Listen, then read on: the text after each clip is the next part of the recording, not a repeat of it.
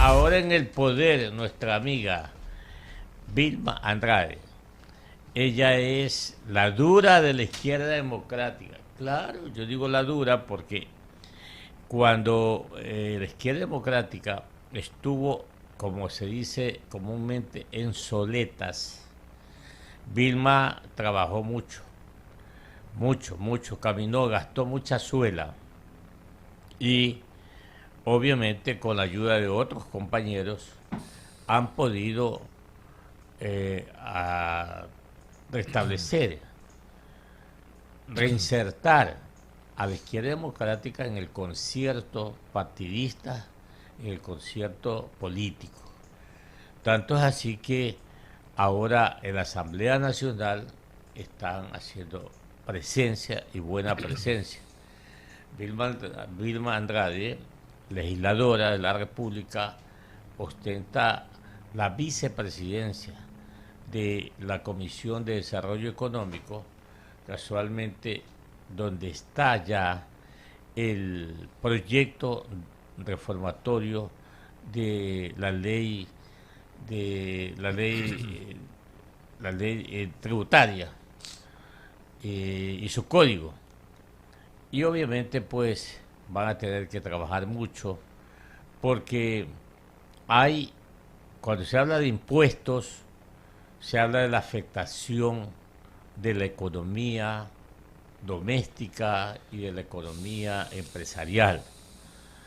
Ahí es cuando hay que afinar el lápiz y la coyuntura lo exige, porque la economía ecuatoriana hoy por hoy no aguanta más impuestos. La economía ecuatoriana está ahora respirando apenas, aún no camina, hablando en términos figurados. Entonces, le queda la tarea a la comisión hacer un gran trabajo, como se dice, un ganar-ganar. Buenos días, mi estimada Vilma, ¿cómo está usted? Gracias por atendernos aquí en Huancavelica 830 AM. Muchísimas gracias, apreciado Clever. Un saludo también a Jorge y a toda la audiencia. Encantada siempre de estar en el programa. Buenos días a todos. Bueno, ya está el documento en la mesa de trabajo de la comisión. Conocemos que el presidente Daniel Noboa está en España. Ahora ya con la tecnología no se puede decir si está en España, está en Japón, está en la China o está en Quito, como que da lo mismo porque la tecnología nos ha unido a todos. Entonces la pregunta es, mi estimada Vilma, ¿ustedes ya están tratando cuándo se comienzan a reunir? Ahora mismo seguramente están leyendo todos los miembros de la comisión el documento para poder ya avanzar con los asesores y tener un primer borrador para discutirlo en la mesa de trabajo de la comisión. ¿Cómo está planificado el trabajo, legisladora? Bueno, primero señalar que efectivamente nosotros tenemos 30 días desde la entrega del presupuesto, desde la entrega, perdón, de la ley económica urgente de desarrollo económico que fue entregada el jueves 28 de octubre.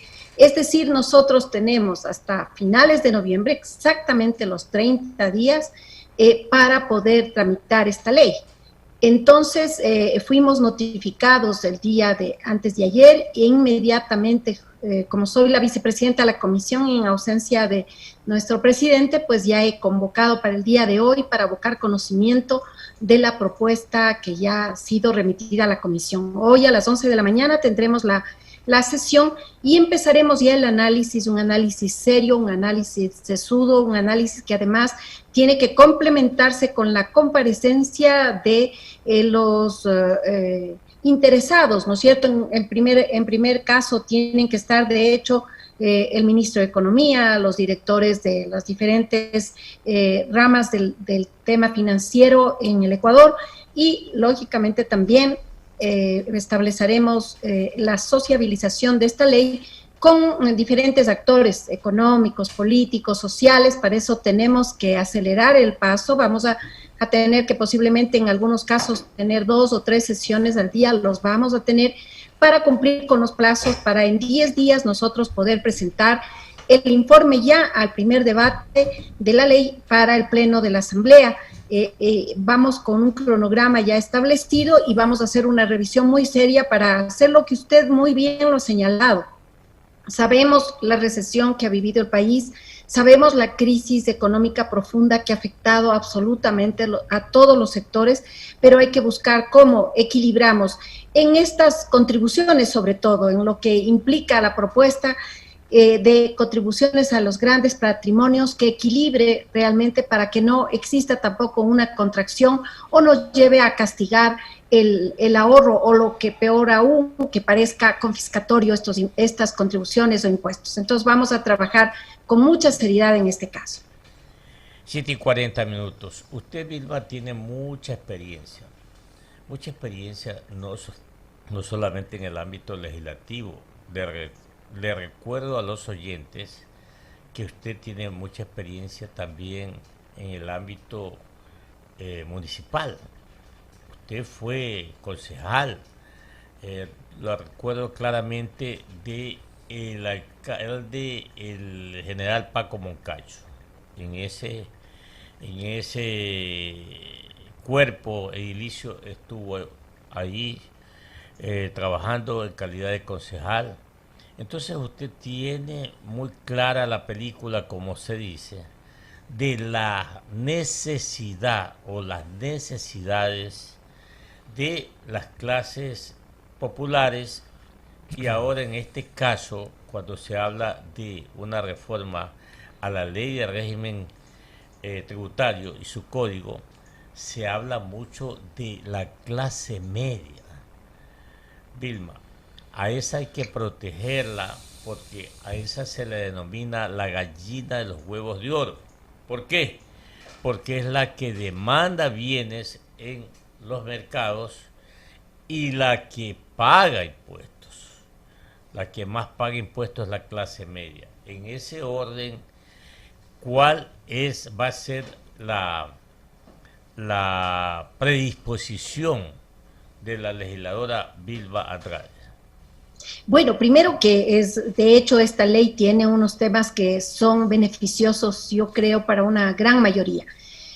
Para las microempresas, para los microempresarios, para los emprendedores, se elimina ese impuesto del 2% que realmente estaba ocasionando y ocasiona graves complejidades, y se cambia por un sistema, un régimen tributario muy fácil que va a ser básicamente simplificado, y de esa manera favorece a quienes puedan costear, no tengan la necesidad de expertos, asesores, sino que va a ser muy fácil. Y sobre todo, si ustedes ven la propuesta original del presidente de la República, cuando se había mencionado y cuando mandó el primer proyecto, se aplicaba un impuesto o una contribución desde quien gana $1,200.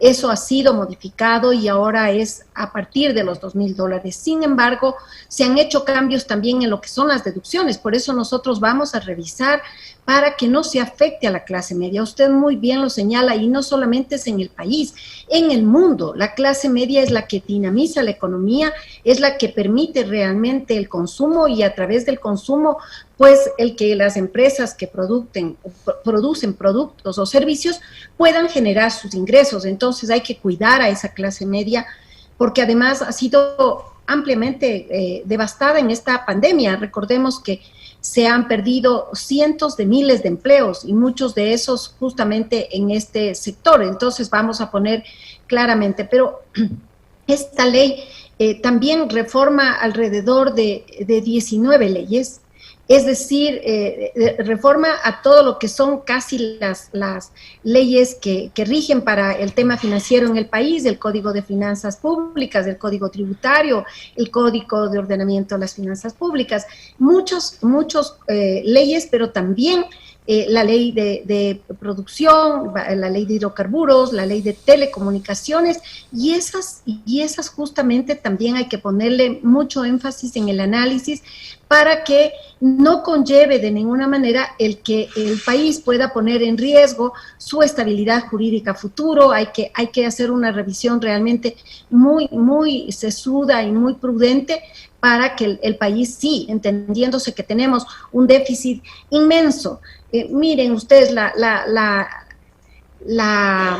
deuda ha crecido increíblemente. Del año 2009, que teníamos alrededor de 10.000 millones de deuda, hoy tenemos al 2021 63.000 millones y un déficit que bordea en este momento 4.800 millones de dólares. Entonces, que sí hay que aportar, que sí hay que buscar los mecanismos para que esta ley tenga recursos, por supuesto, pero tiene que ser de una manera equilibrada para no poner tampoco en riesgo a ninguno de los sectores económicos que son parte interesada en esta ley.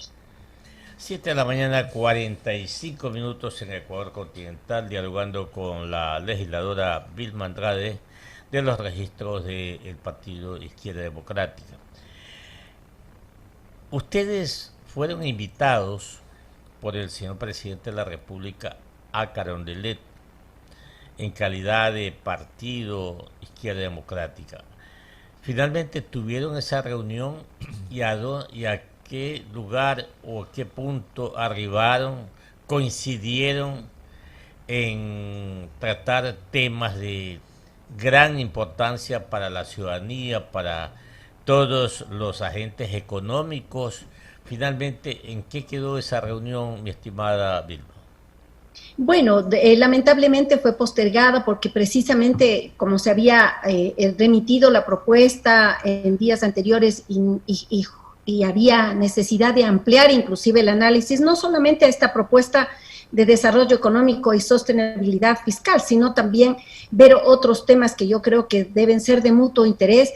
Ha quedado postergada, el señor presidente tenía que viajar, como ustedes saben, a las reuniones del COP26, entonces esperamos que en un futuro podamos tener esta reunión, que yo creo que más allá del diálogo necesario entre actores políticos también, que somos parte de las decisiones a nivel nacional, podamos establecer, yo creo que líneas de acción claras. Estamos viendo en el presupuesto general del Estado, que yo creo que refleja cuál es la visión del gobierno, cuál es la visión que tiene el país y cuál es el plan de desarrollo cuatrianual que se presenta. Vemos con dificultades, entendemos la crisis, pero sabemos que, por ejemplo, prácticamente el 35% del presupuesto está destinado a sueldos y salarios, fundamentalmente para lo que son los maestros a nivel del sector de educación, al nivel de médicos, enfermeras, todo el sector de salud y también el tema de seguridad, cuando hablamos de la Policía Nacional, las Fuerzas Armadas.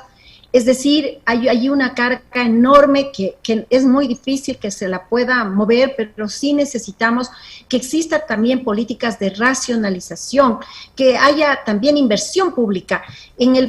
Apenas en el presupuesto constan 450 millones para obra pública, destinada a través del Ministerio de Obras Públicas. Eso es una cantidad absolutamente ínfima que no le va a permitir desarrollar los grandes proyectos que necesita el Ecuador y que además eso dinamiza la economía. Entonces, creo que hay estos puntos para señalarle al señor presidente y sobre todo pedirle que busque los mecanismos, sí de financiar la deuda, sí de financiar el presupuesto, pero también mecanismos que nos permitan las inversiones, que sabemos que lo está buscando. Ahora mismo entendemos se va a reunir con inversores en España, que va a haber aquí una ronda también para inversores en el Ecuador.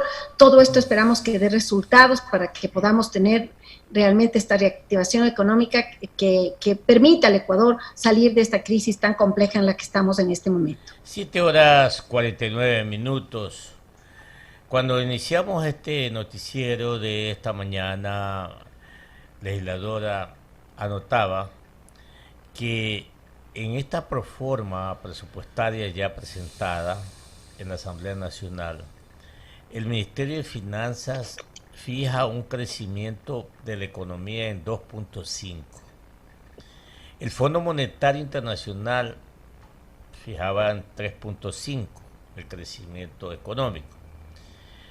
Entonces, uno de los factores que afectan positivo o negativamente a una economía en su crecimiento es casualmente el gasto de inversión. El gasto de inversión es importantísimo en una economía porque es el que genera, crea empleo, por ejemplo. Entonces, en lo personal yo, créame lo que me he desembarazado o he perdido las esperanzas de que la economía del próximo año sea una economía boyante, porque ya lo vemos en la proforma presupuestaria que no vamos a crecer, vamos a estar en 2.5, cuando realmente lo aconsejable es crecer en el 5% anual todos los años, por lo menos 15 años, para sumarnos a la ventana y ver un poco el desarrollo económico. Entonces, esto es importante lo que usted ha notado y ojalá cuando conversen con el señor presidente de la República tomen nota de esto y se hagan los correctivos correspondientes, mi estimada legisladora Vilma Andrade.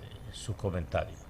Sí, efectivamente tiene que fijarse unas nuevas metas también.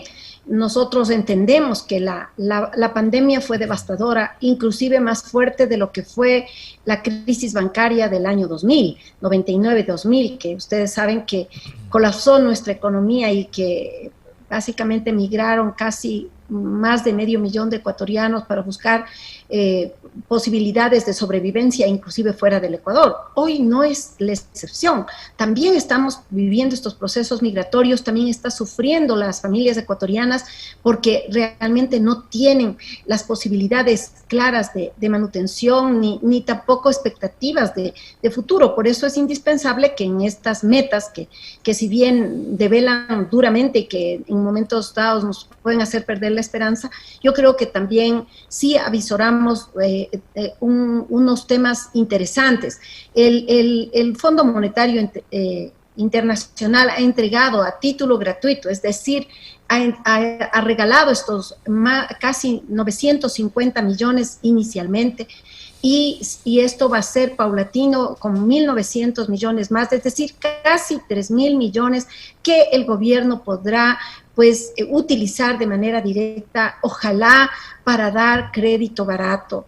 Yo creo que eso es lo que más necesitan los ecuatorianos, más allá de que por supuesto hay los subsidios, hay los bonos de diferente tipo, pero creo que es indispensable generar estos proyectos para que puedan tener los emprendedores, los microempresarios y en general los ecuatorianos la posibilidad de acceder a un crédito a bajo costo a largo tiempo.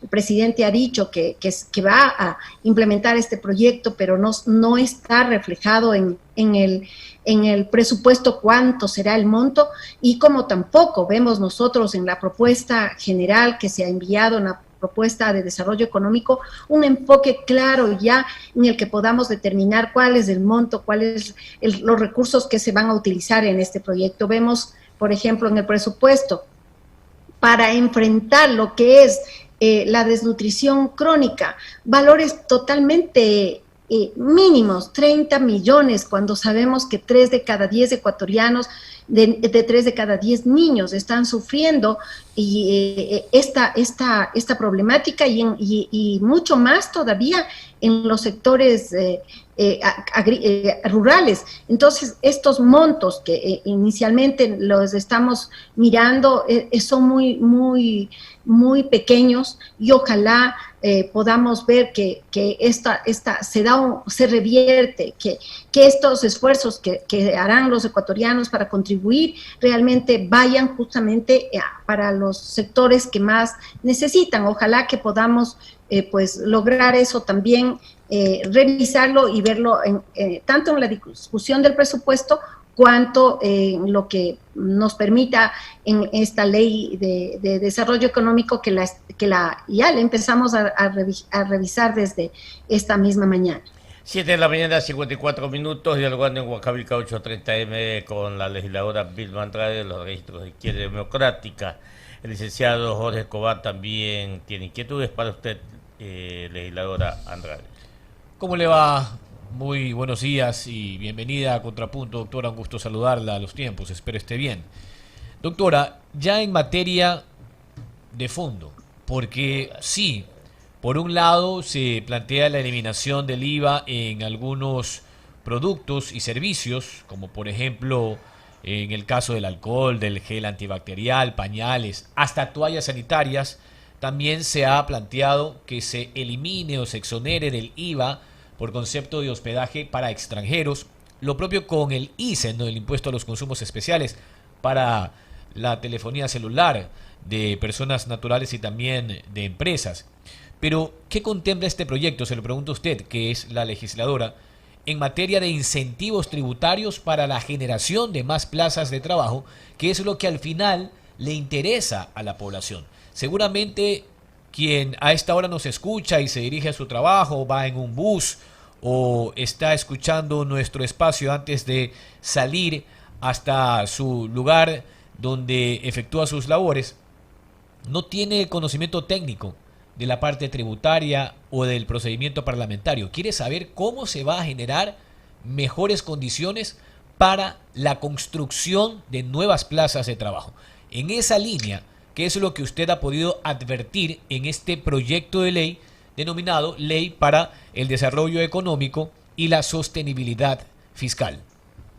Bueno, sin duda lo que usted señala, ¿no es cierto? Yo creo que hay una específico objetivo de políticas y a través de incentivos hasta a la rebaja del impuesto del valor agregado, del IVA, para el sector turístico en las temporadas, igualmente para los turistas extranjeros, esta rebaja que se da a todos los del ICE, de todo lo que es para los temas de higiene, sobre todo para las mujeres. Yo creo que es interesante, pero para el sector turístico yo veo que hay un enfoque y un apoyo, pero hace falta, por ejemplo, el apoyo para los emprendedores. El gobierno señaló y el presidente de la República dijo que este será el gobierno de los emprendedores. Pues eso tiene que reflejarse también en algunos incentivos que más bien en muchos de los casos se están eliminando. Yo creo que está bien en algunos incentivos que no han logrado el objetivo final, que es esa reactivación y esa generación de mayores ingresos y de mayor generación también de empleo. No hay esos incentivos. A mí me parece que eso le falta a la propuesta. Tenemos que conversar justamente con las autoridades porque Chile lo hizo. Por ejemplo, en el año 2015 Chile generó unos incentivos para todas las empresas con rebajas sustanciales en los impuestos a las que mantenían su plana laboral, es decir, que a pesar de la crisis no les mandaron a la calle a los trabajadores ni a los empleados. Igualmente, un incentivo adicional a aquellas empresas o aquellas instituciones que lograban captar o ampliar la masa laboral, tener más empleados, más trabajadores. Esas rebajas de impuestos son interesantes porque si tomamos en consideración el beneficio que le está dando a una familia el que tenga un trabajo, una persona, sabiendo que ahora mismo 6 de cada 10 ecuatorianos no tiene trabajo, es decir, están en la desocupación, están en las calles y están sobreviviendo. Entonces me parece que ese enfoque todavía en la propuesta les sigo revisando porque hay que revisarle punto por punto y ese tema no está contemplado, pero sí, por ejemplo, me parece interesante que ahora ustedes saben, las empresas operadoras de celulares tienen que dar un aporte del 1% de su facturación justamente para proyectos, debería ser para ampliación de cobertura. Sin embargo, ese dinero fue siempre entregado al fisco. En el saco roto, que digo yo, del fisco, desgraciadamente se pierden esos recursos. Alrededor de 300 millones fueron de contribución hasta el año pasado y esos dineros no sabemos ni a dónde fueron. Y ustedes ven el déficit que tenemos de Internet en los sectores rurales, en los sectores populares. Entonces yo creo que este nuevo enfoque que tiene que darse justamente para promover el sector y la inversión en todo lo que es telecomunicaciones es es muy interesante porque eso le va a dar competitividad y le va a dar una mejor conectividad, sobre todo en las zonas rurales. Entonces, eso por ejemplo, es una adopción interesante que está en la propuesta que la estamos tratando.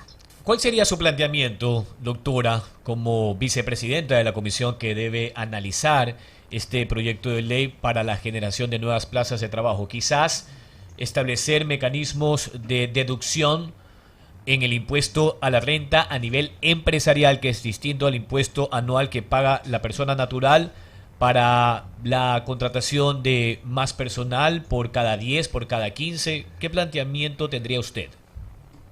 Bueno, no, en este momento yo creo que no podríamos hacer un planteamiento así muy a la ligera. Tenemos que entrar a la profundidad del análisis, ver lo que implica, ver también en general, ustedes conocen que el 99.5% de las empresas son MIPYMES.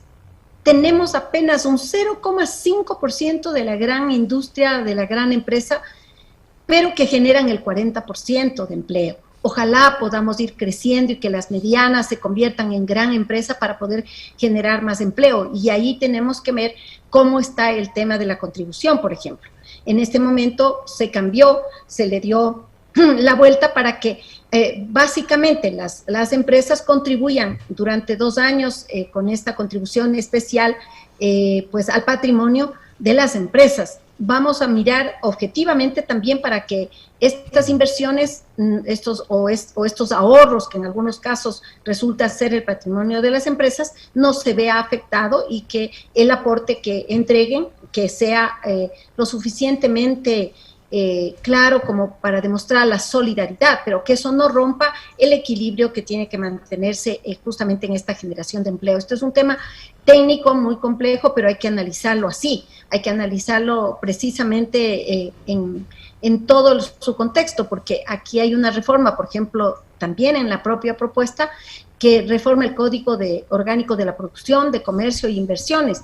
Y ahí también puede haber incentivos, más que incentivos. Yo creo que la generación de políticas interesantes para mayor inversión, pero hay que revisarla justamente para que estos beneficios puedan traer apertura de las fronteras comerciales y que pueda ser realmente la promoción integral de la seguridad, la agilidad comercial. Estamos una revisión técnica bien amplia y que la vamos a profundizar en estos días. Sí, solamente para concluir, doctora, por el tiempo, ¿usted está de acuerdo con la ampliación que se hizo en los montos base de la contribución extraordinaria tanto para personas naturales como jurídicas? En el primer caso subió de 500.000 a 1 millón y en el segundo de 1 millón a 5 millones de dólares. Allí se está apuntando a las clases altas. ¿Cree que esa modificación finalmente va a surtir el efecto que aspira el gobierno? Y se lo pregunto porque, claro, en el momento en que se eleva el monto, se está no ampliando, sino achicando el margen o el universo de contribuyentes extraordinarios. Exactamente, yo creo que usted lo ha dicho muy claro, el momento en que usted disminuye el número de contribuyentes, los aportes se van ampliando y creo que ahí, por ejemplo, están en porcentajes, empieza por el 1% al patrimonio, no es la propuesta que nosotros hiciéramos como Izquierda Democrática al gobierno de Lenín Moreno, que le hicimos es porque usted tiene que tomar en consideración el pago que ya se hace del impuesto predial, ni tampoco hay ninguna deducción por la vivienda, o sea, muy bien puede ser una pareja de jubilados que tienen una casa que aquí ustedes saben, y en Guayaquil también es similar, los avalúos son extremadamente costosos, puede ser una casa muy grande, y pongo el ejemplo, que sé yo, en La Mariscal, una casa de esas lindas, inmensas, que ya son inclusive muy antiguas y por su valor patrimonial son muy altas, pero no producen ningún ingreso y tendrán que pagar alrededor de $10,000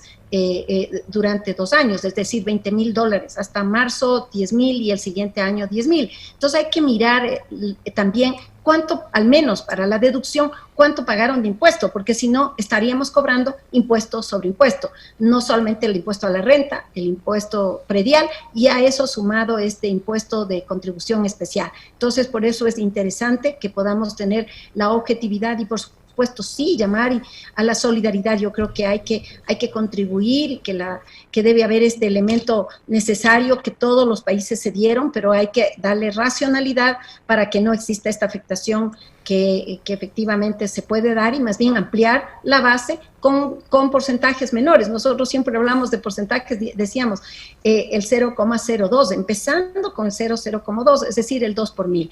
Es decir, es una contribución, que es ese elemento que lleva a las personas a decir, bueno, yo tengo $1 millón y voy a contribuir con 2.000, con 3.000 dólares, es una contribución, pero esto sí es un impuesto sobre los impuestos que ya generan esos bienes. Entonces, todo eso habrá que hacer una revisión, pero estoy contenta de que no se afecte, por supuesto, a los que menos tienen, porque eso no cabe en este momento, esto sería realmente reprochable y sobre todo inoficioso en el caso de que se pretenda a las personas, sobre todo a las clases populares, pedirles un solo centavo en este momento. Gracias. 8 de la mañana, 5 minutos. Gracias, mi estimada legisladora Vilma Andrade. Vamos a seguir hablando con usted todo este mes. Ojalá pudiéramos. Y que ojalá, ¿no?, todos los legisladores traten de recibir a los gremios empresariales, a la sociedad civil, como usted lo dijo, porque definitivamente esto debe ser un ganar-ganar y nada más. Gracias por estar con nosotros, que le vaya muy bien, mi estimada Vilma Andrade, legisladora de la República. Muchas gracias, apreciado Clever, Jorge, buenos días y siempre a la orden. Muchas gracias por la entrevista, buenos días a todos.